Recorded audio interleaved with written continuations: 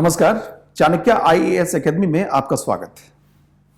8 नवंबर 2016 इस दिन को भारत के प्रधानमंत्री ने शाम के 8 बजे घोषणा की थी, जिसके अंतर्गत उन्होंने यह बात कही थी कि 500 रुपए और 1000 रुपए के नोट जो उस समय प्रचलन में थे वो प्रचलन में नहीं रहेंगे। इसके लिए एक शब्दावली है जिसे हम कहते हैं डिमोनेटाइजेशन, हिंदी में विमुद्रीकरण।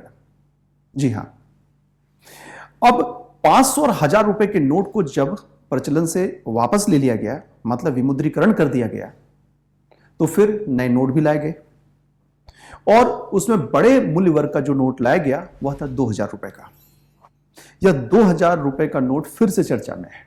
वह इसलिए क्योंकि आरबीआई ने बैंकों को यह आदेश दिया है कि सभी बैंक त्वरित प्रभाव से, मतलब विथ इमीडिएट इफेक्ट, 2000 रुपए के नोट इशू नहीं करेंगे। लेकिन साथ ही आरबीआई ने यह बात भी कही है कि जो 2000 रुपए के नोट हैं वह लीगल टेंडर रहेगा। इसका मतलब क्या है? इसका मतलब यहां पर यह है कि 2000 रुपए के नोट से व्यक्ति वस्तु और सेवा की खरीद कर सकता है। अब हम सवाल यहां पर यह देखते हैं कि 2000 रुपए के नोट को आखिर वापस क्यों लिया गया। तो इसकी कहानी यहां से स्टार्ट होती है कि जिस 500 और 1000 रुपए के नोट को 2016 में डिमोनेटाइजेशन के द्वारा वापस लिया गया, अगर हम उस समय मार्केट में जो करेंसी चल रही थी, अगर उसकी वैल्यू की बात करें तो 500 और 1000 रुपए की वैल्यू थी 86%। अब जरा आप खुद सोचिए कि टोटल वैल्यू के जितने नोट चल रहे हैं उसमें से 86% वैल्यू के नोट को अगर वापस ले लिया जाए तो मार्केट में ट्रांजैक्शन में दिक्कत होगी, वस्तु और सेवा को खरीदने में दिक्कत होगी। इसके लिए जरूरी है कि बड़े मूल्य वर्ग के नोट को प्रिंट किया जाए और मार्केट में लाया जाए। इसी आवश्यकता की पूर्ति के लिए 2000 रुपए के नोट को मार्केट में लाया गया आरबीआई एक्ट 1934 के सेक्शन 24(1) के अंतर्गत। फिर आगे क्या देखा गया कि केवल 2000 रुपए के ही नोट नहीं आए, 500 रुपए के भी नोट आए, 100 रुपए के भी नए नोट आए। तो 2000 रुपए के साथ साथ 500 रुपए और 1000 रुपए के भी नए नोट आने शुरू हो गए। इसीलिए 2018-19 तक आते आते 2000 रुपए के जो नोट हैं उसके प्रिंट को बंद कर दिया गया। और जो ज्यादातर नोट हमने जो मार्केट में देखे हैं 2000 रुपए के, उसकी जो प्रिंटिंग हुई है वह मार्च 2017 से पहले हुई है। और कोई भी अगर नोट है, उस नोट की अपनी एक जीवन अवधि होती है, लाइफ स्पेन होता है। तो जो ये 2000 रुपए के नोट है उसके लाइफ स्पेन कितना है? 4 से 5 साल का। उसके अलावा मार्केट में यह भी देखा गया है कि जो ट्रांजैक्शन हो रहे हैं उस ट्रांजैक्शन में 2000 रुपए के नोट का उपयोग काफी कम हो रहा है, जबकि 500 और 1000 रुपए के नोट का उपयोग काफी ज्यादा हो रहा है। कि जिस उद्देश्य के लिए 2000 रुपए के नोट लाए गए थे उसका उद्देश्य पूरा हो गया। साथ ही साथ आरबीआई ने एक पॉलिसी है, पॉलिसी वहां पर क्या है? Clean note policy. इसको भी देखते हुए 2000 रुपए के नोट को वापस लाने की घोषणा की है। क्या होता है clean note policy? Clean note policy को आरबीआई ने 1999 में लाया। इसके अंतर्गत आरबीआई आम लोगों को यह निर्देश देती है, यह इंस्ट्रक्शन देती है कि जो भी नोट आपके पास हैं उस पर आप किसी भी प्रकार की चीजों को लिखे नहीं, जैसे अमूमन लोग लिख देते हैं। साथ ही साथ उसको स्टेपल ना करें।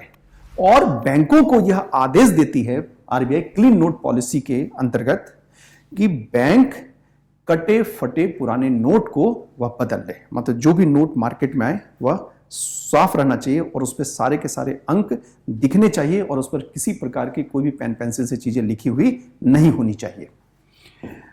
अगला सवाल यहां पर यह आता है कि क्या 2000 रुपए के बैंक नोट के जो लीगल टेंडर है, वो जो उसका स्टेटस है, क्या वो बना रहेगा? तो अभी जैसा कि हमने पहले कहा कि 2000 रुपए के जो बैंक नोट है वह कंटिन्यू एक लीगल टेंडर के रूप में अपने स्थिति को बनाए रखेगा। और फिर यहां पर फिर एक सवाल यह भी आता है कि 2000 रुपए के जो बैंक के नोट हैं क्या वो सामान्य ट्रांजैक्शन में उपयोग किए जा सकेंगे? बेशक उपयोग किए जा सकेंगे। क्यों? क्योंकि इसलिए क्योंकि आरबीआई खुद कह रही है कि वह एक लीगल टेंडर के रूप में मौजूद रहेगा।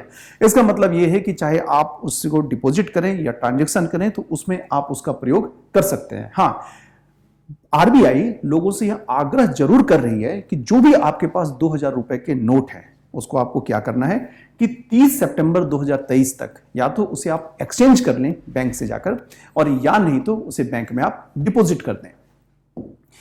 फिर एक सवाल यहां पर आता है कि जो पैसे लोगों के पास हैं 2000 रुपए के, उसको करना क्या है। तो एक तो यहां पर यह बात हो सकती है कि जो लोगों के पास 2000 रुपए के नोट हैं उस नोट को वो बैंक में या तो डिपॉजिट कर दें, ठीक है, या नहीं तो उसको एक्सचेंज कर दें। और केवल बैंक की बात नहीं है, उसके अलावा आरबीआई के जो 19 रीजनल ऑफिस हैं वहां पर भी लोग जाकर उस 2000 रुपए के नोट को एक्सचेंज कर सकते हैं। लेकिन कब तक? 30 सितंबर से पहले या 30 सितंबर 2023 तक। एक सवाल यहां पर यह है कि क्या 2000 रुपए के जो बैंक नोट है उसके डिपॉजिट पर क्या कोई लिमिटेशन है? तो कोई लिमिटेशन नहीं है, कोई रिस्ट्रिक्शन नहीं है। अगर कोई भी व्यक्ति अपने पास रखे हुए 2000 रुपए के नोट, चाहे उसकी वैल्यू कुछ भी हो, वह बैंक में जाकर डिपॉजिट कर सकता है। उस पर किसी प्रकार का कोई रिस्ट्रिक्शन नहीं है। लेकिन हां, उसे कुछ कंप्लायंस या कुछ शर्तों का पालन करना होगा, केवाईसी नॉर्म का पालन करना होगा और स्टैट्यूटरी और रेगुलेटरी रिक्वायरमेंट्स, इस कंप्लायंस को फॉलो करना होगा। यह तो बात हो गई कि आप बैंक में जाकर डिपॉजिट कितनी मात्रा में कर सकते हैं। लेकिन सवाल यहां पर यह है कि अगर हम जाएं तो हम एक्सचेंज कितनी मात्रा में कर सकते हैं। तो एक्सचेंज करने का लिमिटेशन है। लिमिटेशन क्या है? 20,000 रुपए तक एक बार में जाकर आप बैंक में एक्सचेंज कर सकते हैं। मतलब उसका लिमिटेशन है 20,000 रुपए एक बार में। आगे यहां पर यह है कि 2000 रुपए के इस एक्सचेंज की भूमिका में बिजनेस कॉरेस्पॉन्डेंस की क्या भूमिका हो सकती है। तो बिजनेस कॉरेस्पॉन्डेंस की इस 2000 रुपए के एक्सचेंज में भूमिका हो सकती है। और भूमिका के रूप में यहां पर यह बात कही गई है कि बिजनेस कॉरेस्पॉन्डेंस की मदद से कोई भी अकाउंट होल्डर प्रतिदिन 4000 रुपए के नोट को एक्सचेंज करा सकता है।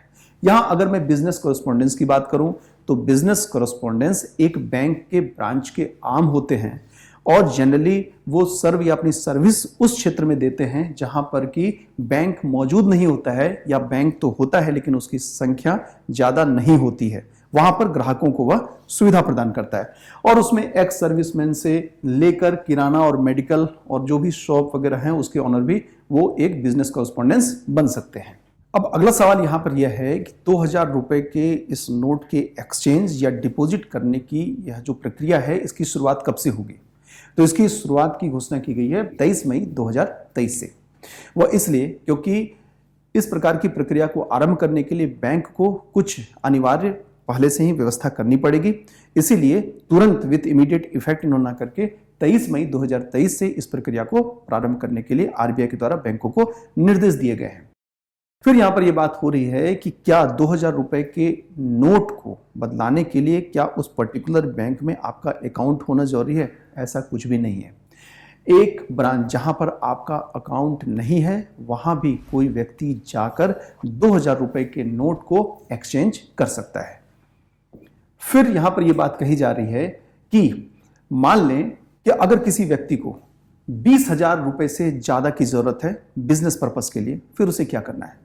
यहां पर यह प्रक्रिया बताई जा रही है कि अगर किसी के पास 2000 रुपए के नोट हैं और उसकी वैल्यू अगर 20,000 रुपए से ज्यादा है और उसका पर्पस अगर बिजनेस करना है तो उस व्यक्ति को कुछ नहीं करना है।